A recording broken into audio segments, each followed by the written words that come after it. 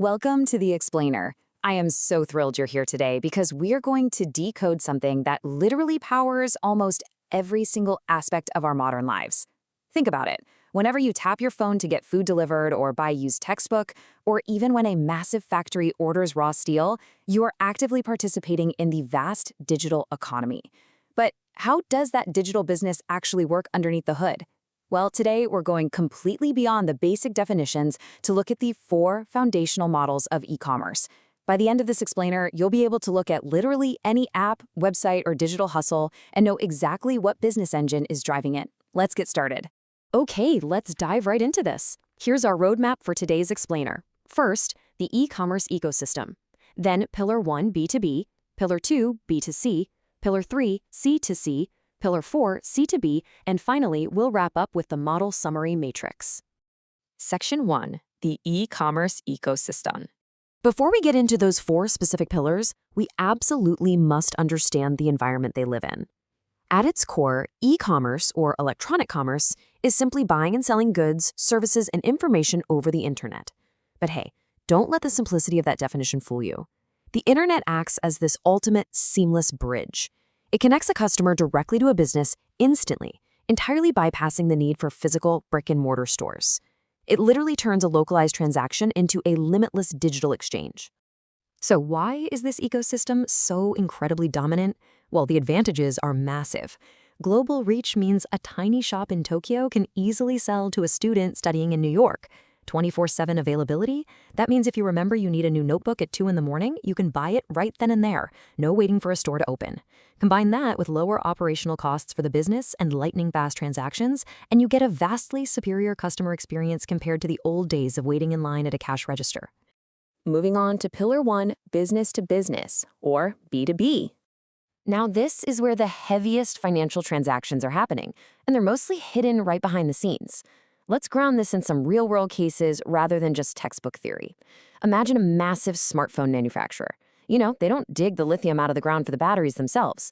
Instead, they buy tons of raw materials from a mining company, who acts as a wholesaler. Or think of a giant campus bookstore. They aren't printing the books. They order them by the thousands from a massive publishing distributor. This is literally companies selling to other companies in massive quantities, just to keep the supply chain moving. So, how exactly does a multi-million-dollar transaction go down? It starts with a business placing an order on a highly specialized, highly secure portal. Next, the supplier validates that massive order. Then, complex lines of credit are processed, and finally, the goods are delivered in bulk. It's a highly structured, rigorous workflow designed for massive scale. But look, B2B comes with some pretty major trade-offs.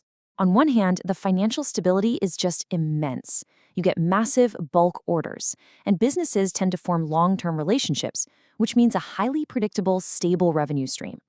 The disadvantage, though, it's a really sluggish reality. You can't just click buy now like you do on your phone. B2B involves complex contract negotiations, intense legal reviews, and a much, much longer sales cycle with multiple corporate approvals needed before a single dollar ever changes hands. Let's move to Pillar 2 and see how this builds. Business to consumer, or B2C.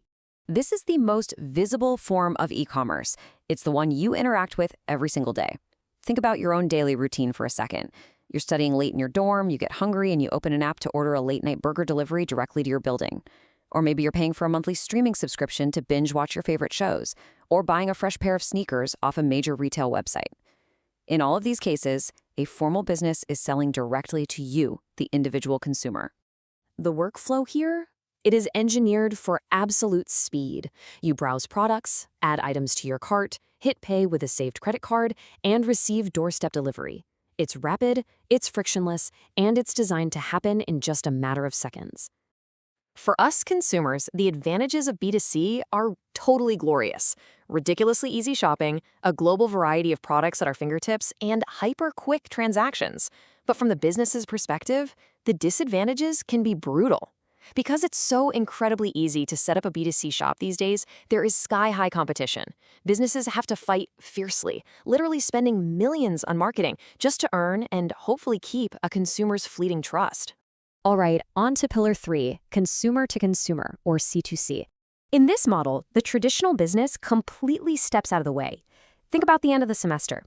You take that really expensive calculus textbook you no longer need, and you sell it online directly to a freshman taking the class next semester. Or maybe you're bidding on a vintage jacket in a digital auction, or clearing out your closet to sell old clothes on a peer-to-peer marketplace. It's simply everyday people selling to everyday people. The process is super straightforward. The seller lists the product, the buyer views it, the purchase is made, and delivery follows. But crucially, and this is key, the website or app hosting this isn't actually selling the item. They are simply acting as an intermediary. They're basically a matchmaking service that connects two regular people, and they just take a small fee for making that introduction. We can definitely celebrate the incredible ease of starting a side hustle here. The advantages are fantastic: ultra-low selling costs, incredibly easy market access, and a great way to generate extra income from things you already own. However, we do have to adopt a slightly cautionary tone when looking at the disadvantages.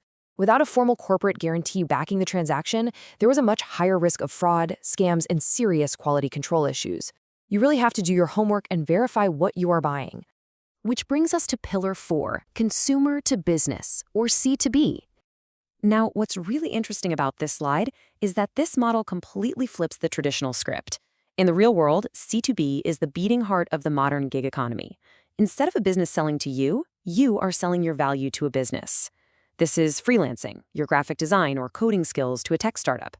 It's creating digital content or leveraging your personal audience through influencer marketing so a big brand can reach your followers. In this scenario, the individual is the asset. Just watch how the power dynamics completely shift here. An individual provides a proposal, the business accepts their terms, the work is completed, and the massive company pays the single individual. When the consumer holds a highly desired skill or a large engaged audience, the traditional corporate hierarchy is turned completely upside down. Balancing the C2B trade-offs, though, reveals kind of a tough reality. On the advantage side, you're living the dream: ultimate flexible work, accessing global opportunities right from your laptop, and securing direct earnings. The harsh disadvantages, however, are major income uncertainty. You essentially only eat what you kill, and incredibly high global competition. You aren't just competing with people in your hometown anymore. You're competing with talented freelancers all over the globe. And finally, Section 6, the Model Summary Matrix. So the crucial point is we have covered a tremendous amount of ground today unpacking the digital economy. Let's lock all this knowledge into a single, highly reviewable framework. If you ever get confused, just map who sells against who buys, and you instantly decode the model.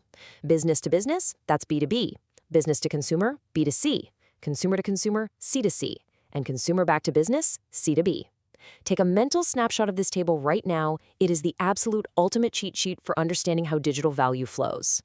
The digital economy isn't just happening to you, it's something you actively participate in every day.